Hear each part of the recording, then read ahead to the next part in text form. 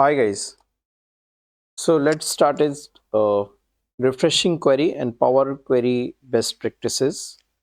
So before starting this video, I would like to request you to go through the previous video if you have not covered that, because in that video I have covered all the Power BI tutorial thing from the starting from the zero to advanced level.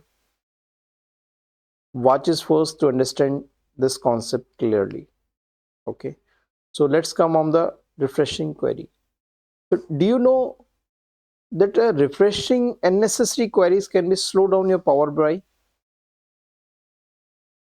Okay, in this video I will show you how query refresh work in the Power BI and how exclude query from the refresh and performance level will increase.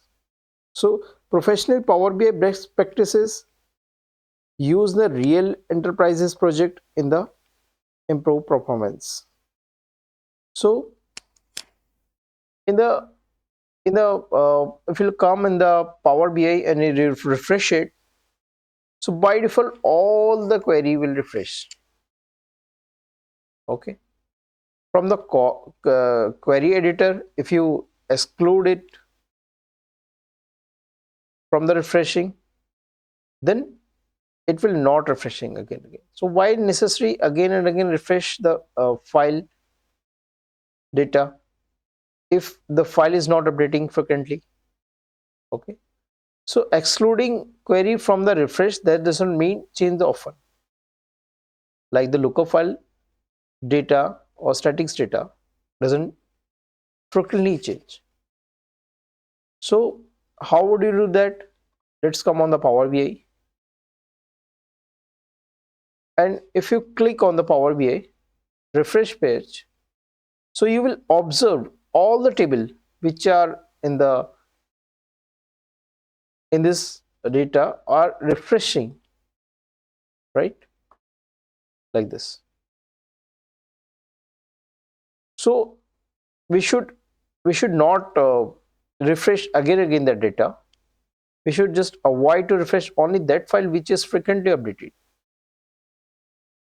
How we do that? Let's open the transformation data, and these are the so many files. When you open the Power BI, it start refreshing. See the file, it's lots of file number. Okay, let's this sales data, these two files are keep updating a part of the rest file. So how would we do that? Right click and include in the report refresh. Right click and include in the report. Right click and this. Right click this. This rolling gradient, don't want to refresh this one also. This two file report. If you click here and right click, see. If you again click here, it will become the refresh again. So close and apply. When you close and apply, you will observe only two file apply for refreshing it. One more time. See only two files, sales data only, the refreshing. So basis on this, you can improve your performance. So I would like to give you more tips for improving your performance. Let's go there in the PPT file. Okay. So these are the refreshing query. How can we enable, or how can we be disable it to refreshing again and again the file? The second thing in the last we would like to explain, get organize your connection and loading data.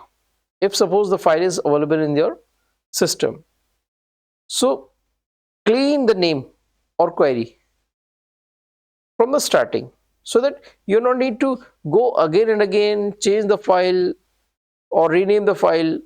So organize it very well. First tip is this. Second thing, disable the report refreshing for any static data sources, the file which are not frequently changing, all the lookup files, right? And the last and third, I would like to say, so working with the large file, only load the data where you need. No need to need the unnecessary data. It will slow down your performance. So these are the tips in the Power Query. Let's meet you in the next video where I will cover the data modeling from the scale. See you.